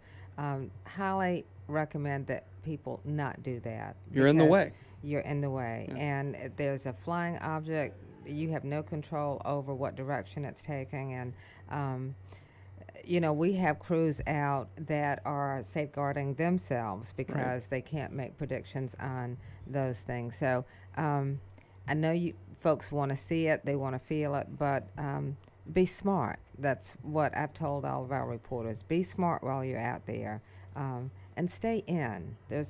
For folks who are watching right now, stay in. No need to go out and put yourself in harm's way. Nothing is worth your life. You can get these images, and we'll try That's to pass why them we're along. there. Exactly, exactly. Francis Weller, thank you so much. Absolutely. We appreciate you stopping in and talking to the folks at Tidal Creek again. Open until 1. Open until 1. So if you need to grab some last-minute supplies, there is one of those spots. I also know that Fran and everybody in the newsroom is also working on our WECT community page on Facebook, and we're trying to send out information on there as well of, hey, this gas station is open, or hey, you can get this supply here. So definitely check that out. You can search that on Facebook. And the beauty of that page, Brad, is that folks are also telling us things that we don't know. So it's an opportunity for us to inform people in the community, and then the community can inform us. It's the WECT Community Voice page on Facebook, and I think you're calling it up now. Yes. And then I'll click right here, sorry. But yeah, this is just a great resource for you. You can sign up, and we can add you to the ever-growing list. And I will say we've added quite a number of people just during this storm. 94 videos this week. You can post videos, you can post information. It's still You've loading. got the WECT page up. Can you call up Sure. WECT Community Voice? There it is. 2,600 members, almost 2,700 now. And again, that is the place where you can jump on here. And, Bob is out right now. He's posting updates. He's at a gas station, just trying to answer your questions. Now, we will say we get inundated with calls and questions and everything. We try our best to answer each one. Our meteorologists try to answer your questions, but sometimes we can't get specific to your backyard. That's tough for us to kind of answer those questions. Yes, there are quite a few questions that have been asked, and I say, well, I'm going to leave that to Gabe and Gannon and Eric and Jocelyn and Kelly, because those are questions that only our weather experts need to answer. All right, so I think Gabe is going to move in. I'm going to move out, and we'll talk to you soon, Brett. Thanks, Fran. We will check back in as Gabe moves in here. It's the slowest moving merry-go-round we've ever seen, right? Exactly. Max 2 caught my eye. Yes. Yes. It's the bands, I guess, now starting to move in. Yep, that they are. They're right offshore. So this is actually something I was talking to Emily about. She was wondering, in about an hour, how are things going to be? Obviously, the winds have kind of lessened, and in doing so, the system's not really as compact. This system not really, too close together. But now that it's spreading out, it's throwing some of that rain out, but still in a very similar time frame to what we expected. You see up to the Max 2 system there. They've got storm relative velocity. This is what we look for the potential for tornadoes. You see right there off the coast between Wilmington and Hampstead, that area of green. You've got inflow or inbound and outbound boundaries in there. When you start to get those really bright greens up to those really bright reds, that's where there's rotation indicative right there. You see kind of zooming in on that a little bit. That's where we get some of those rotations, that water spouts, and that's what prompts, when they move close to land, the tornado warnings from the National Weather Service. So we're going to pay attention to that very closely. Take a look at that inbound velocity, just so strong to the north. It's unbelievable how strong that is. So you get that next to the outflow. They're spinning in opposite directions, if you will, and that's where that rotation kind of works its way in. So yeah, rain right on our doorstep. Don't be surprised if you see a few raindrops here, especially if you're right along the coast, some of those areas that were evacuated. it's coming, folks. It is here, and it's going to be lingering for quite a while. So this just the beginning at this point. Question for you. Sorry to interrupt. Last night I was talking to Eric, and he was just kind of explaining the difference. We have new viewers on here this morning.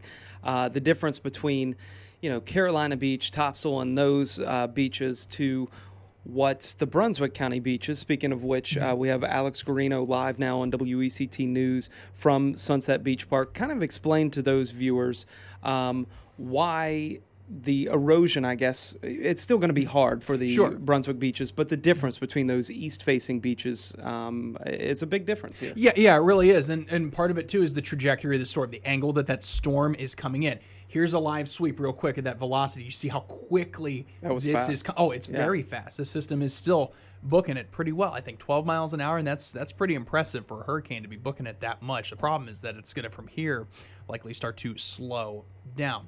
So yeah, your erosions are going to be different.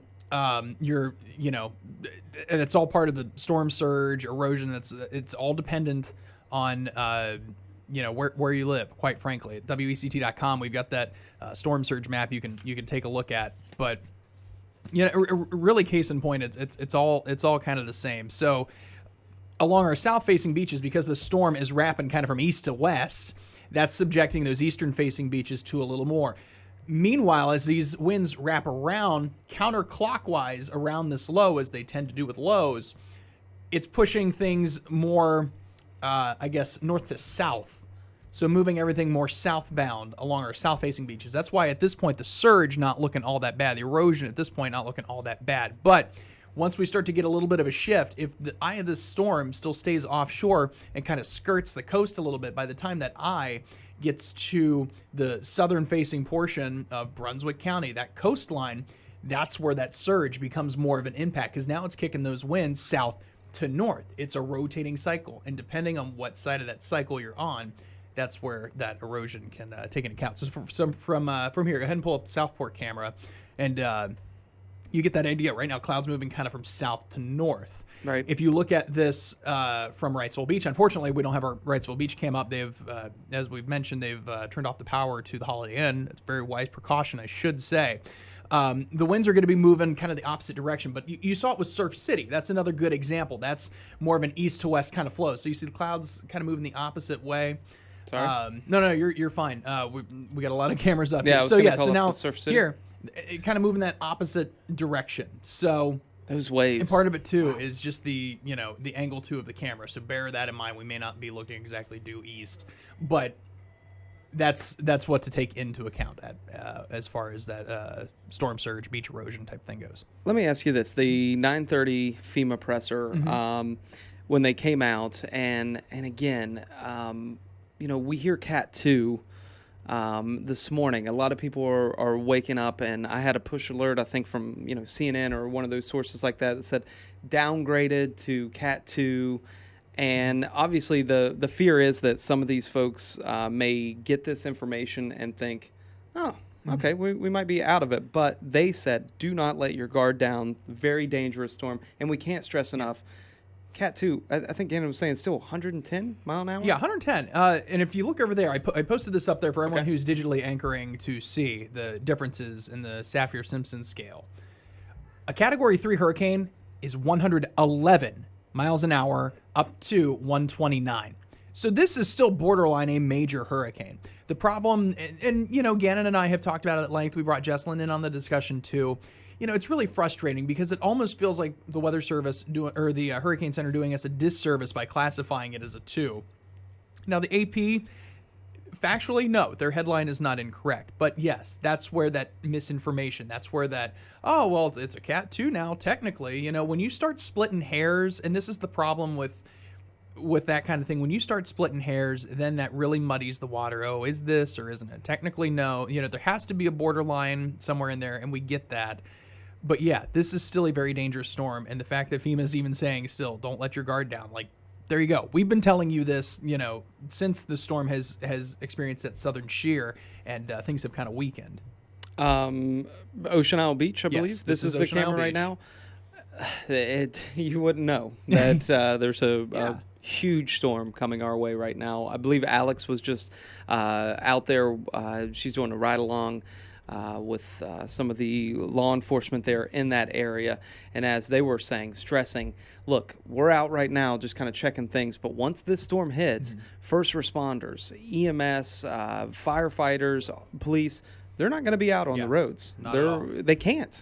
And really, you can't either. It's just as dangerous for them as it is for you. Just because they have fire trucks and vehicles that are probably better in some cases than your SUV or maybe even your Hummer doesn't mean that they're immune to the effects of storms. They're very much in the same boat that we are. Of course, they have that benefit being in Ocean Isle Beach and farther away from the East Coast. Their impact's going to be a little more delayed at this point. So that's good for them. But eastern-facing beaches, from North Topsail all the way up through the Outer Banks, down through Curie Beach, Bald Head Island, where those mandatory evacuations have gone into place, it's coming, and it's right on our doorstep at this point. Again, we're kind of seeing a live look right now at Southport as we kind of jump around, and it's kind of a similar picture right now over downtown Wilmington as we're just kind of in the waiting game now and the final hours before we really start to pick up. So can we pinpoint now when rains and some of those winds will begin? As far as the tropical storm force winds, they're really going to start picking up when the rains begin to arrive in at this point. Those showers continuing to spin offshore, and you saw with that last radar scan before we flipped over. Actually, if you want to pull up Max 2, there you go. That's the live sweep of the radar. You see not very far. We're talking maybe a couple dozen miles offshore at best. That's about even less than that at this point because it's not very far from Wilmington to Carolina Beach, probably 20 or less easily, if not 5 or less. So I mean, they're here. They're going to be scraping through maybe some light showers at first, but you see there are those moderate and heavy pockets of rain coming into the mix. And they're right offshore. We have a little bit of, I guess, luck in the sense that if you look at how the eastern-facing beaches are curved, it's kind of curved along with the showers approaching. So some spots up around Jacksonville, Onslow County, the Onslow County beaches, maybe seeing their first few raindrops coming in. That'll probably be another, I would say, depending on how fast this works in, we could see rain as soon as 30 minutes from now. Just all depends on the trajectory. So there you go. The 11 o'clock update coming in, yes, continuing to weaken. And when I say weaken, I mean wind strength is weakening.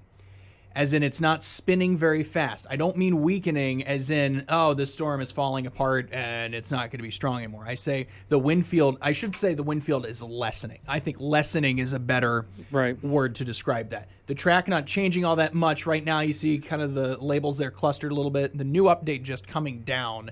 So that's why we're looking at this at this point. But still, Category 2 hurricane is still a strong hurricane, folks. The trajectory not changing all that much here within the last little bit. Here's a closer look. And you see the closer those hash mark lines are, that's the slower that system's moving. So those are days at a time. So consider how fast that storm is moving. If you've seen the radar loop, how fast those rain bands are spinning counterclockwise. And how fast between those hash marks that things are actually moving, yeah. We're in for a soaker. That's why we're calling for so much rain. That's why the wind's already super strong. We may back off on it by like 5 miles an hour, but what's 5 miles an hour? Once you're past once you're getting winds at highway speeds. Yes. And that's why we've been telling you, if you haven't already, I know my neighbors and myself, we were out this week just kind of grabbing any and everything that isn't, safely in the ground. It can and will turn into a projectile. Yeah. That's why you have to get this stuff out. It's crazy speeds. Yeah. One thing I want to note, you see how sort of the back end, the southeastern portion of this behind the eye wall, not really formed. I want you to note something with this. I saw a Facebook post that Emily Featherston shared with me. Someone saying, "Oh, hey, take a look. This is here's the back end of the storm, and praise God that it's weakening." And obviously not bringing religion into this, but my point in that is the reason you don't see the back end of that is because it's just now coming into radar view. Okay. So Okay. you see with the satellite view extends to the entire northern hemisphere. The satellite data that we're getting covers the continental United States. Okay. So that's why the back end of that is not formed on your radar screen. It's not because it's not there.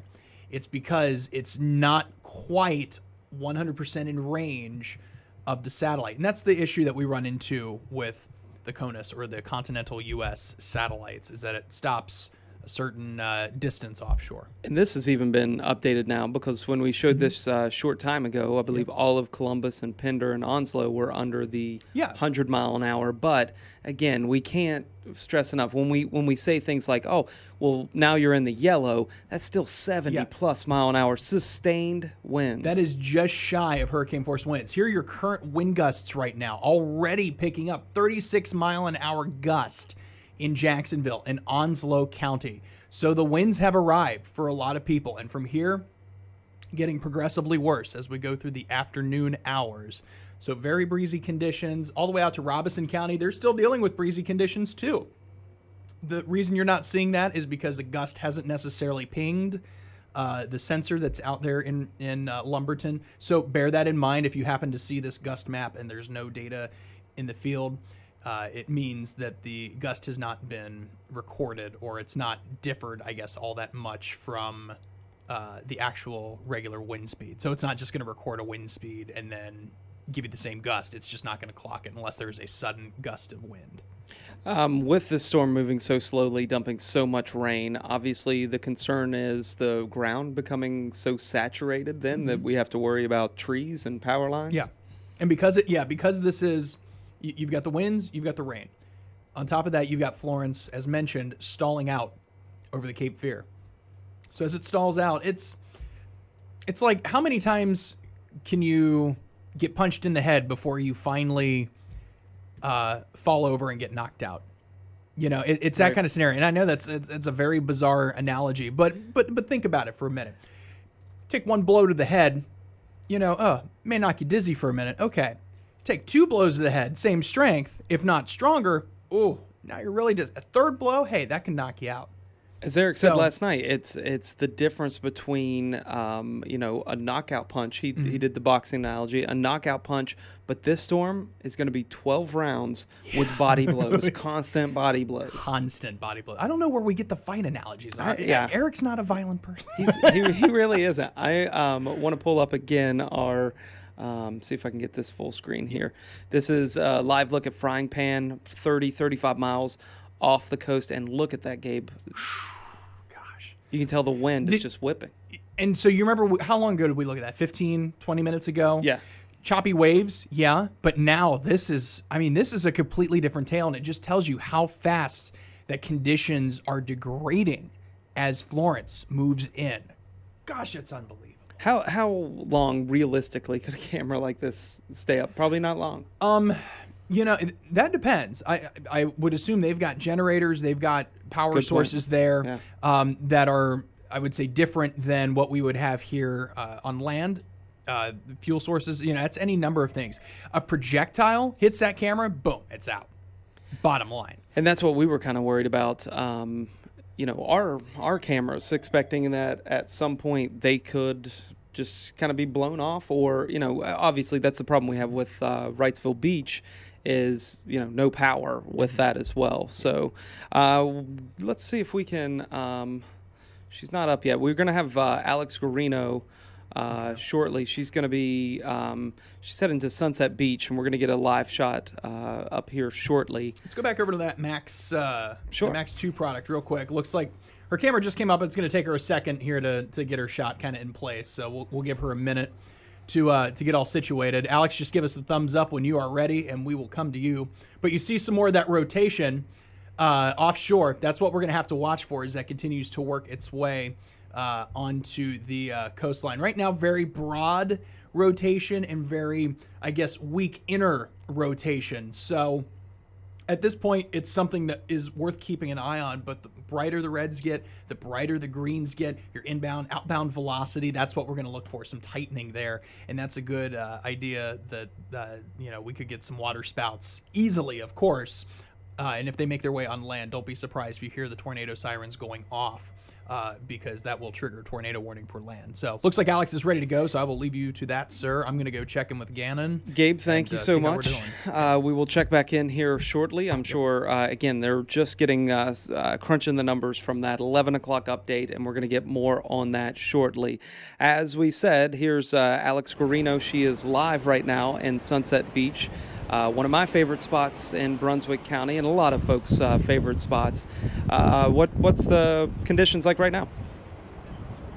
Hey Brad, not too bad out here right now. I just heard you say one of your favorite spots. I haven't been out to these beaches, and I just said to Casey Roman, who's behind the camera right now, wow, I can't believe I've been here. Kind of just anticipating what it might be like, because it is beautiful, but the waves are churning. We were in Ocean Isle Beach a little while ago. The waves looking just as big out here, but the sun's out. It's warm, it is humid, but we're not feeling a whole lot of wind. And Brad, I'm hoping you can hear me. I'm trying to cover my mic a little bit because we have our other mic. So we were actually, Sunset Beach is also closed off. We had our sheriff's deputy escort bring us over the bridge. We actually got over to the top of the bridge and we were able to get out. Winds are much stronger up there, but down on the ground here, not too bad. Not sure where the tide is at this point, but there is very little beach to be seen. It's almost all waves here. And Brad, we're actually curious to know what our meteorologists have been saying about when we're expected to kind of see some impacts here. I know I've had a lot of people kind of out and about in Sunset Beach Park before all these bridges because it's so nice out now, and kind of people curious to wonder when this is all going to start up now. Yeah, and that's what Gabe just kind of updated us and said, as we were looking at some of the weather maps, that we're talking, 30 minutes, an hour, a couple hours when that comes in. However, Sunset Beach being kind of on the lowest part, it's really the last beach there before you head into Horry County in South Carolina. So obviously that's going to be a little bit later to see some of that storm. And that's why we see the beautiful blue skies behind you. You said, do you see many people or nobody out there? I mean, once you cross the bridge, nobody. They're ghost towns. Thankfully, everyone evacuated. They listened. In Ocean Isle Beach and in Sunset Beach, we did see a public work crew kind of out here waiting for everything to ramp up, taking in the view. But there are people. We were just before the bridge in Sunset Beach Park, and we saw people on docks, a couple taking a walk. And there were a lot of people out at the Publix earlier that's still open in the Charlotte area. So definitely more people than we would anticipate seeing. It seems like they're mostly out to kind of shop, grab some things at Publix, and then go and hunker down again. But we do just want to urge everyone to really still be taking this seriously. We've seen a big shift from last night to today, Brad. For some reason, when people hear Cat 2, they're all of a sudden not really they don't feel as concerned, and we definitely want to urge them to be concerned, as we are. I mean, we're here now, but we have every intention of going and sheltering when this gets going, as does our sheriff's deputy who's with us. And he's just been kind of talking about how they're ramping up their patrols already, just out of precaution, to kind of be clearing the roads as much as they can to figure out where people are, and to also, after the storm, kind of keep crime to a minimum if it does come to that. We saw there behind you at the shop there on the pier, all boarded up and everything. Is that, or almost all the structures there boarded up, or what's kind of the count there? So just like in Ocean Isle Beach, the shops seem to be boarded up. Most of the homes are not. In Ocean Isle Beach, we had already seen flooding a street back just from high tide, which was not at the time we were there. Unfortunately, if this thing hits like we're expecting, we're talking major devastation. I mean, there's only so much sandbags can do. We actually don't see any sandbags in front of houses here on this beach, but I mean, right behind me, you have an old pier blocked off. No one can get on that pier, and no one can get on island unless you have some kind of police escort with you now. But we are very thankful to hear that people on the islands have been heeding those evacuation warnings. A little bit inland though, Charlotte, those areas, a different story. Yeah, and as we look at that pier there behind you, I can't help but think, and I'm sure many others as well, think of the Oak Island Pier and that image that's kind of been seared in our heads of the waves just kind of knocking out that pier. And while, of course, we're not sure what it may bring, it's so tough to see places, Sunset Beach, it's near and dear to so many families' hearts, and to kind of see that, it's tough to watch and tough to anticipate. It definitely is, and on a personal level, I mean, I know we're here to keep people safe and informed, but just to kind of personalize it, we're all worried too. I mean, this is a nerve-wracking thing. We want to stay calm, but that anticipation of, especially now that the storm is taking longer than we thought to get to us, it is building. So we're feeling it too, Brad. I know you guys are back there, family and friends, and we're feeling it out here too. But yeah, we just want to make sure everyone's safe and can evacuate still if they can. If not, go to shelters. All right. Again, Alex Guarino live in Sunset Beach. Where are you heading next? We are about to head back to the Charlotte Police Department. Going to give Casey Roman's arms and shoulders a break from holding this camera. She is dying behind the camera there. There's thumbs up. Going to go meet up with Ben Smart and Caroline, who have been out just in that area, kind of charge up our gear and be ready to go. All right. Well, you and Casey and everyone there, please stay safe, and we'll check in here shortly. Thank you, Alex. Thanks, Brad. Again, Alex Guarino reporting live in Sunset Beach as we kind of just get a look in and around the area. We're checking our weather cams. A side note here, behind the scenes, camera 3 was Surf City. I don't know if Surf City's down. That was a great shot, but so we'll check that again. Let's go to the router. This is Southport. All right, I'm being told now that we have Ben Smart on Live View 1. Let me try to punch him up again. No. We'll try to check in with Ben here shortly. He is in Brunswick County as well, kind of watching the storm here. I believe this is him calling in now as we speak. In the meantime, I'm going to punch up this shot of downtown Wilmington, and you see it just keeps getting darker and darker as those storm clouds start to move in. We're still efforting trying to get Ben here, and we're going to try to get that shot up in just a minute.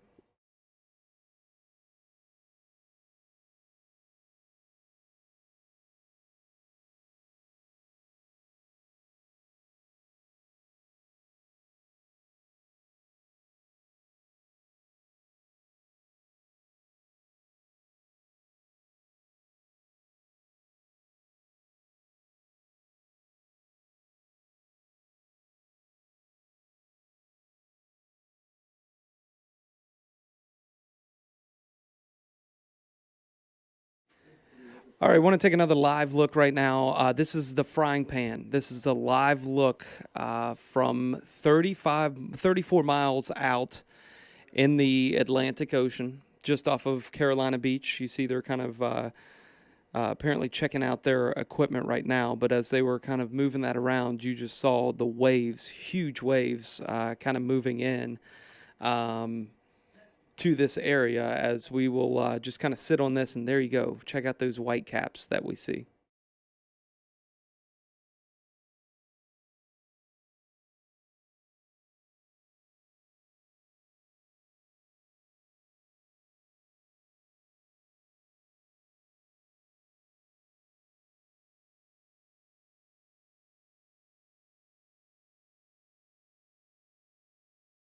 All right, I'm working. The reason I keep tuning out for a second, I'm working to get caught up on some of our our emails and everything.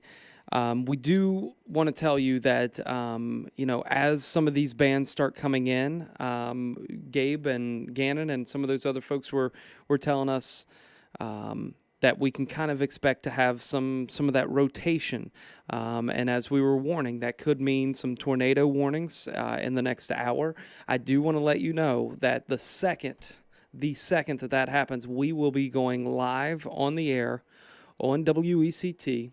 You can also stream us on WECT.com right here, or the WECT News app, and kind of stick with it, because that is going to be critical information that you definitely are going to want to stick around for. So again, this is a live look right now from the Frying Pan Tower, 34 miles out in the Atlantic Ocean, as Florence has arrived. It is here as we continue to watch and kind of pull up. There it is. You kind of see the storm moving in. It's not the usual track that you may be used to seeing with that. I'm working on trying to get that pulled up right now, as we just got the 11 o'clock update on this storm. Again, Category 2, but don't let that fool you. It's still packing a punch. Maximum winds up to 110 miles an hour, according to Gabe.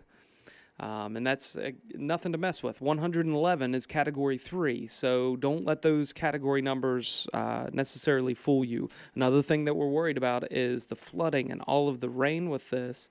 And you've heard me say it time and time again. Do not drive through it.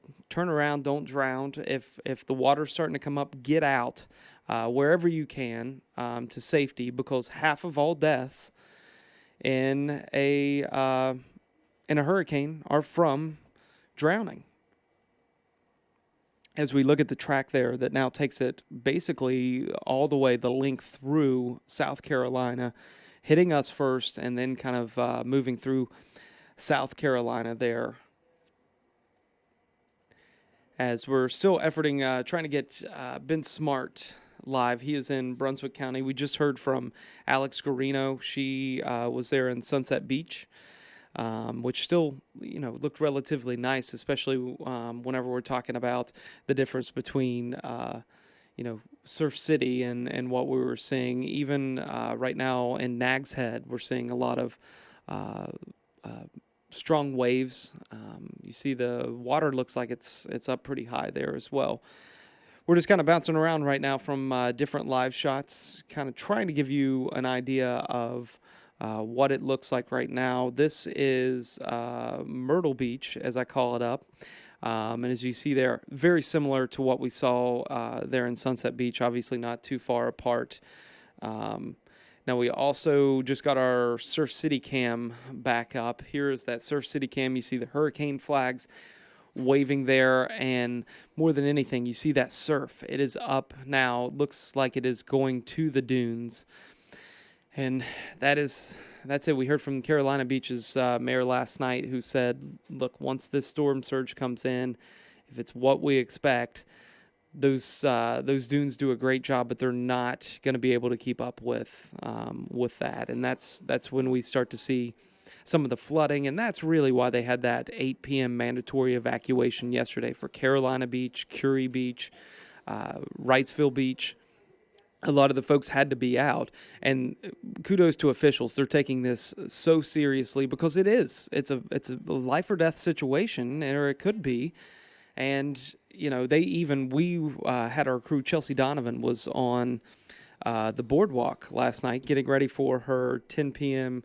Live shot, and police said, nope, can't be here. And, so we had to pack up and kind of move back to the hotel where she was staying, and just kind of get back there. But look at the difference here. This is Surf City. This is Myrtle Beach. And you see the sun still out as that storm kind of works its way down the coast right now, as I'm going to try to pull up that forecast track once again. As we kind of see, now it's kind kind of pushing up, and we'll head back into back eventually up into the western part of North Carolina, there in the mountains, and even into parts of Tennessee, Kentucky, Virginia, West Virginia. We'll see effects from the remnants of Florence. But again, want to tell you some programming notes here. We are expecting a live press conference from New Hanover County. That is going to start at 11:45. So we will carry that live here in its entirety. We also want to remind you, we still will have our WECT news at midday. That, of course, starts at noon, and we'll have another update. But 11:45 for New Hanover County, as we'll get information from them. I know last night they were saying that they had enough food and supplies on hand, food and water on hand for 60,000 people. And again, that sounds like, and it is, a lot of people, but that only goes so far in a crisis like this. All right, I'm being told we now have meteorologist Colin Hackman. Carolina Beach, is that where he's at? Colin, can you hear me? Yep. I'm still rolling. Colin, can you hear me? Is your mic on? Yes. Go ahead and turn it on. Colin, can you hear me? Do you want to be back there? Do you want to have mic from yours or his? All right. Clearly, we are still having some issues trying to get Colin. We'll have him call in here in just a second as he drives around Carolina Beach.